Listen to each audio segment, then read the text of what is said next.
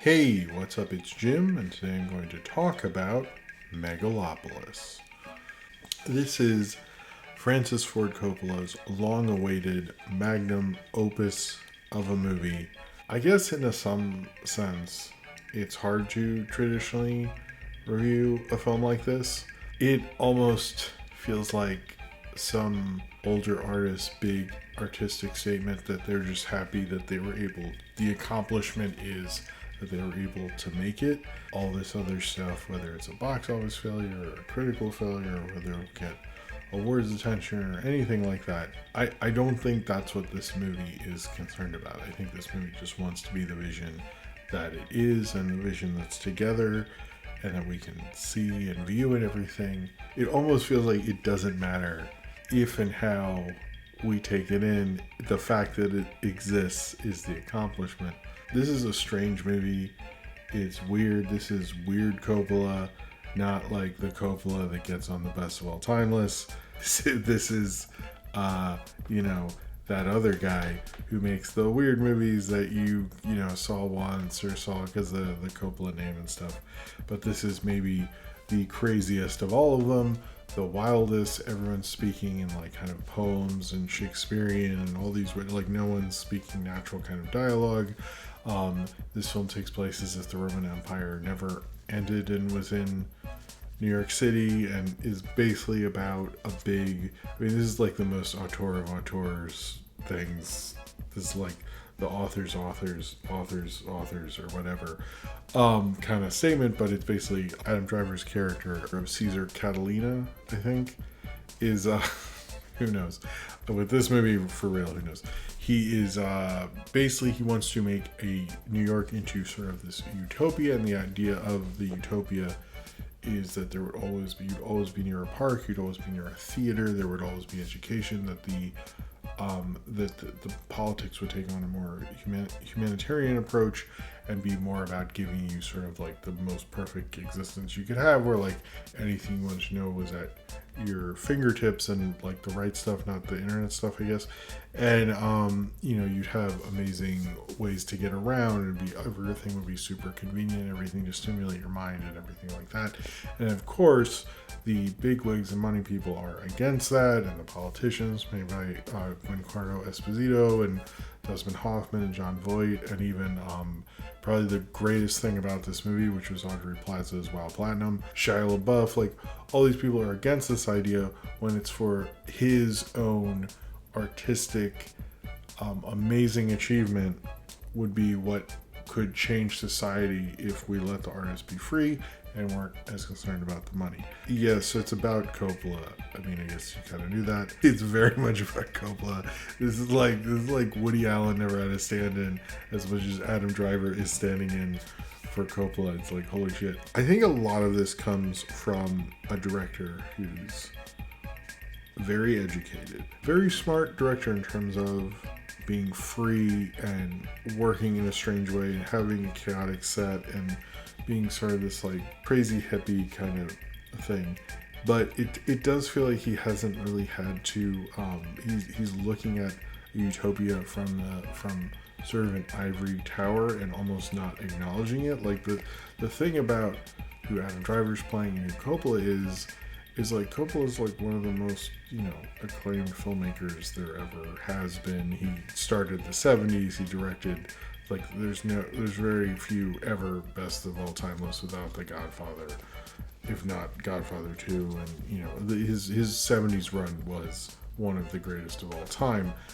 There's no question about that. Seeing someone like that sort of both like understand the possibilities of utopia but not understand the politics of it, seeing him like almost like someone so removed from society trying to better society and having no real conceived notion of a lot of the ins and outs of it, just because they think like those things don't matter. Its view of the public is similar to Christopher Nolan's, where they're just sort of like stupid peons who'll just follow like whatever because they're stupid poor people or whatever, which is like, me disregarding it is about the attention it gives, and a lot of movies do that. Like I really don't appreciate that. I get the rich get to control the narrative, but you're supposed to hide it better than that. Come on. The general viewpoint it comes off as very much like The Fountainhead or like these crazier, like exceptional artistic things. And I think the problem with Coppola is like, well, you did do like one of the most exceptional things in the most exceptional time period. I totally get like wanting to just like, hey, you're an auteur, it's amazing you auteured all over like literally all over the place, clean up some of this, it's gross, but and I appreciate it a lot for that. But I think that's sort of like there's such a remove from it, and I get that that's like sort of its statement, but it sort of rings hollow. It's like it's hard to hear a statement about wealth inequality from someone who is just reading about it from a magazine and watching about it on the news and has like these great ideas because they worked at Shakey's in the 60s and they think they know things. Like it just doesn't, it feels to me a lot like someone who's lived a very, I understand, he's had challenges and it's very well documented, but has been privileged for a very long time and believes crazy ass theories and has gone off on them. But that's also the amazing thing about it. Like everyone feels like they're sort of being gobbled up by this movie except for Aubrey Plaza, which I think she looks the best as an actress here. Like she got what she's the, if no one else I don't think had the handle on material as Aubrey Plaza. She 100% gets what this is and is having fun with it and like is actually really good. Like if there's anyone, like I've never seen someone like act through a movie like she is, and in a way I mean as a positive. Almost everyone else felt like they got gobbled up. I thought Adam Driver maybe did the best of that, but it wasn't actually sort of nice seeing Dustin Hoffman, and Shia LaBeouf was just like a caricature. It's just like annoying, like overactory kind of like I'm exceptional kind of Shia LaBeouf bullshit. I didn't particularly like Shia LaBeouf, but it was nice seeing like it was. There's a crazy where it's like, there's Giancarlo Esposito, there's Aaron Driver, there's Dustin Hoffman, there's John Voight, and I was thinking like, I'm never gonna see, like this is the only time I'm gonna see these guys together. Like this is honestly amazing. They're all like acting all weird and crazy and like it's actually kind of amazing. Like I think all of this is about Coppola, but it's like it is really cool to see him work with Voight and work with, like, I know Voight, he sucks as a person, but he's a good actor, and he was a good actor in the 70s. Seeing those guys with like people who are casting now and stuff. I guess Natalie Emmanuel, I don't know. The thing is that I did feel like she sort of got, a lot of people did get kind of gobbled up by the whole nonsense of this. Like Talia Shire, I feel like did. But like, I feel like with Natalie Emmanuel, it's like, what could you have done with that role? Like, feels like to have a change, like what Aubrey Plaza did, I think was like to have a scenery chewing kind of role in this movie can work for you. And I think hers, like, I think like the great, you could have had a young Meryl Streep in that role, and I don't know if like she would have done that much better than what Natalie Emmanuel did. It just felt like the whole movie is sort of like she can do some interesting stuff with it, but she can't really have fun. Coppola writes like he does. It's sort of written in a way where it's like, you have the Madonna kind of horror thing where like, Aubrey Plaza's like much more sexual and crazier, and like the femme fatale thing, and like then Natalie Emmanuel's character is playing like the very intelligent, like kind of more like not as loose, I guess, kind of character. And like I feel like that's a hard role to do you're not going to do a noticeable performance. So it's like I feel like the script was sort of against her. I feel like it's like kind of unfair because it makes her look like a worse actress than she necessarily is. But I would say the writing did not work for her as well. And Lawrence Fishburne, back in a Coppola movie, and Coppola's always been like kind of one of those guys who I've always heard about in film school. He always gets discussed with all these things. But I look, those are great movies, and I always am like, if people are like hadn't seen some of the big classics, I'm always like, you should. I don't know if this is essential or necessary, or even like its use of mixed media and all over the place. It's more like fancy, I guess, and nicer, but I think like something like The People's Joker probably did the craziness of a big auteur personal statement through all this mixed media a lot better. This just plays like someone who can have all the best, most pristine things.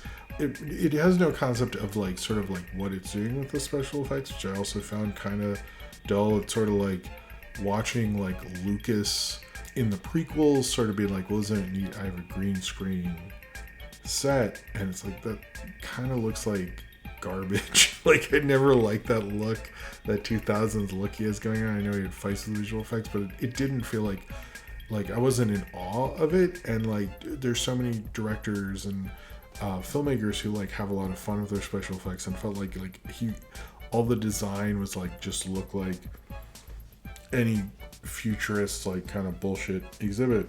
And I wish some of the times it felt like he has an extreme perspective on what he's saying about utopia, and I agree with him to a certain degree that it's like it does feel amazing when you're talking to like-minded people, when you're talking about art, when you're really engaging on an intellectual level, which I sometimes feel like people don't want to do. They just want to talk about the news and shit. It's like that does get very frustrating, and I'm totally with him on that aspect, but I really do not agree with this whole idea that like you are somehow a better person or more intelligent, or society should treat you better because they do one thing and I do another thing. I think that it's like just very obviously segregationist and bullshit intellectualism that's more about like I don't, you can be the smartest person in the world, but you shouldn't get to the but I'm better than you, and like me being intelligent or creative makes you better than you. I think that's a terrible way to think about people. That's stupid. Your creativity does not, and I understand like why he would have that perspective more so than other, like Brad Bird does it too much, but it like also tremendously makes me lose respect for someone because like you can't handle your stupid ego bullshit. And I get that this is like I'm going to unleash my ego bullshit, but like it that really kind of hurt me in a way, because it's just like I would much rather you tell a story rather than tell me how great you are. I don't need this for that. But I do like how crazy it was. We don't like in a mainstream multiplex theater, the movies are weird right now. I like that Megalopolis can be a part of it and be like the big auteur, big statement. I like the thing of this. When I was seeing this movie, I literally thought like, right, I went to film school, so I should be here right now.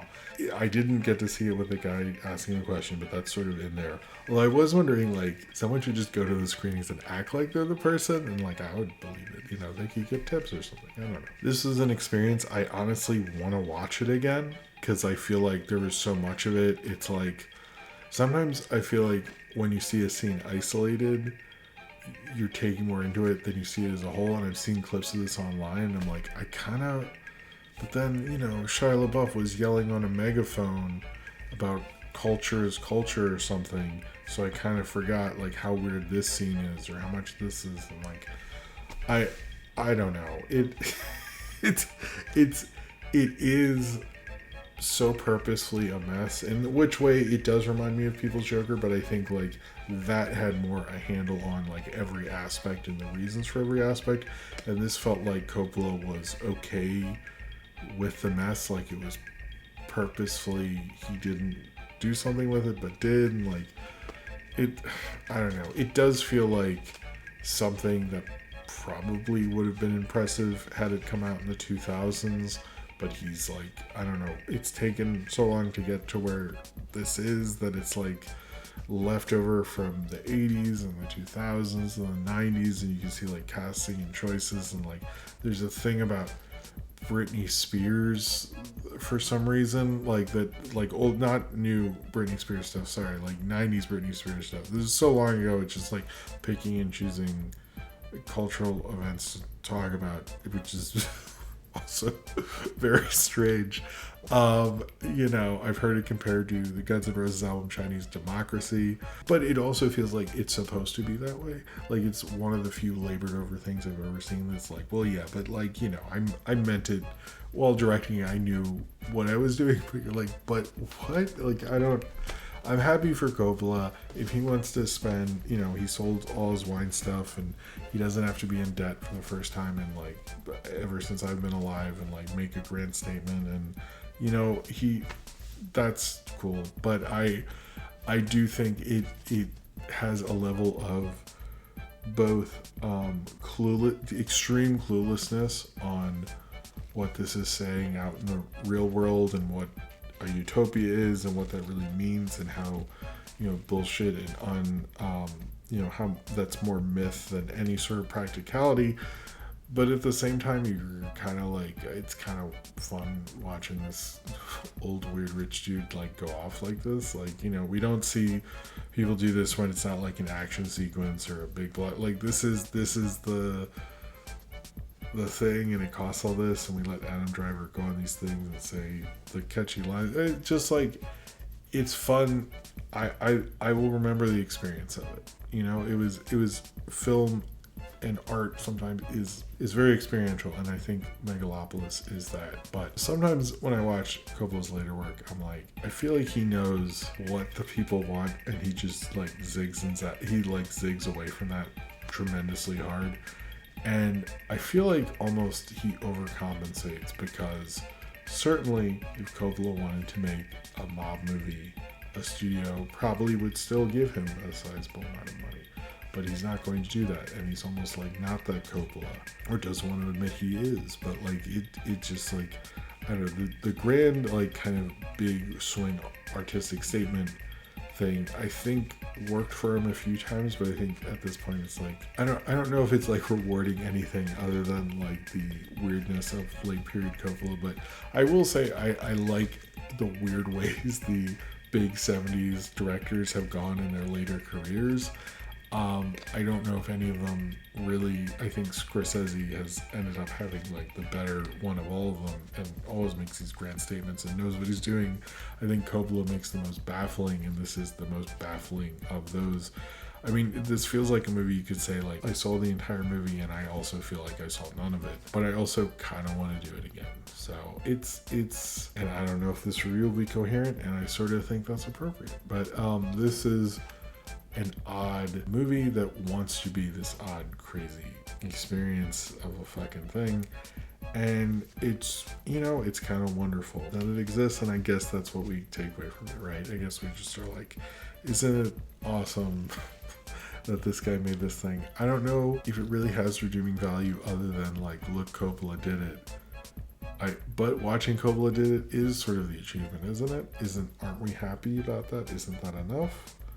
But I don't know if it really changed the world. It just sort of gives you hope. And I think one of the messages I did like about this film is its hope in art, in creativity. I don't agree with the egotism to it, but there is some hope in creativity. And I think you can inspire things, and you can feel great about creating something. You can communicate a feeling and a understanding you have in the world, or intellectual theory you have, and put it through your art and change things and inspire people, and be able to connect with people about an emotion you had one time connects to them, years later, because you're able to put it out. And I think it has that hope, and he's probably seen that hope as someone who created all those great movies.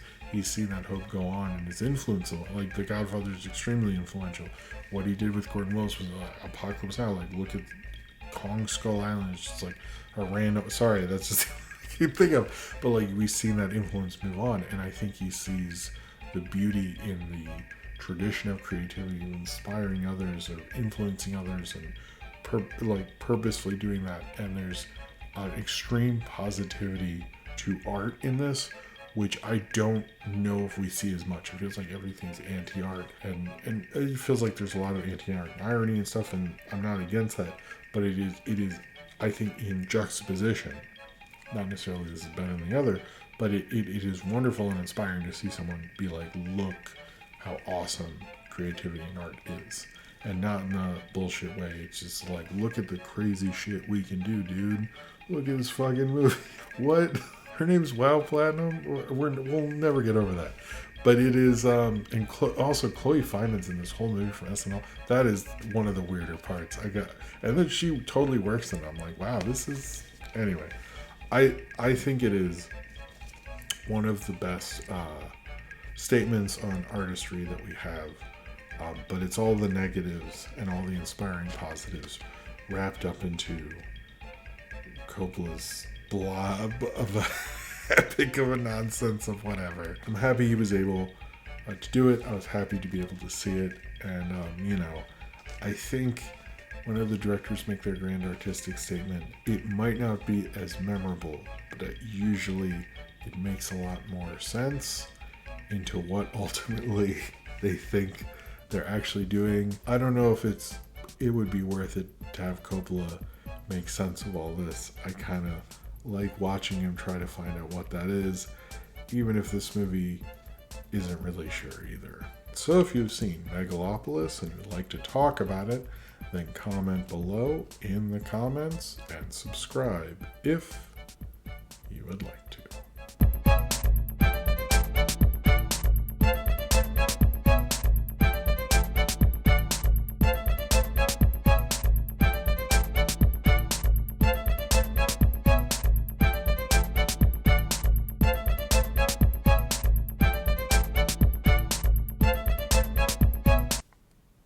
Yeah, that's a good end.